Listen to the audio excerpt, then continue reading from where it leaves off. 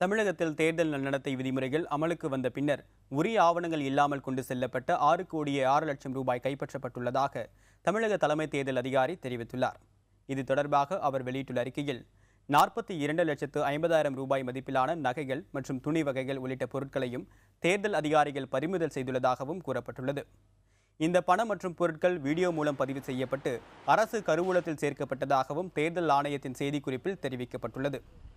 விருதுநகர் மாவட்டத்தில் நேற்று 2.5 கிலோ தங்கம் மற்றும் 5 கிலோ வெள்ளிப் பொருட்களும், நாமக்கல் மாவட்டத்தில் 5,40,000 ரூபாயும், கோவை காந்திபுரம் பகுதியில் 30 கிலோ வெள்ளிப் பொருட்களும், சென்னையில் இருசக்கர வாகனத்தில் சென்ற 3 பேரிடம் 6,64,000 ரூபாயும், அரியலூர் மாவட்டத்தில் 2,95,000 ரூபாயும், திண்டுக்கல் மாவட்டம் பழனியில் 1,60,000 ரூபாயையும் பறக்கும் படையினர் பறிமுதல் செய்தனர்.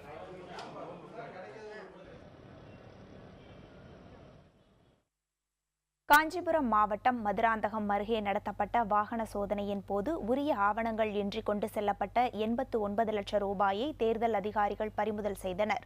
பின்னர் நடத்தப்பட்ட விசாரணையில் அது வங்கி ஒன்றின் பணம் என்று தெரியவந்தது.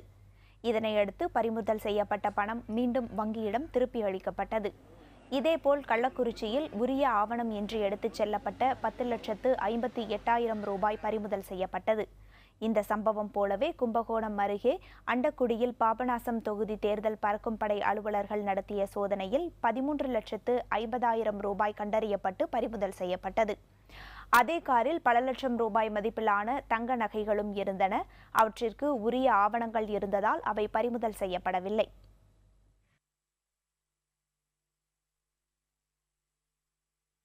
தேர்தல் நேரத்தில் மேற்கொள்ளப்படும் சோதனை விதிகளை முறைப்படுத்த வலியுறுத்தி நாளை சேலம், நாமக்கல் மாவட்டங்களில் கடையடைப்பு போராட்டம் நடத்தப்படும் என வணிகர் சங்கத்தினர் அறிவித்துள்ளனர். தேர்தல் நடக்கவுள்ள நிலையில் உரிய ஆவணங்கள் இல்லாமல் 50,000க்கும் மேற்பட்ட தொகையை எடுத்து செல்லக்கூடாது என தேர்தல் ஆணையம் அறிவுறுத்தியுள்ளது.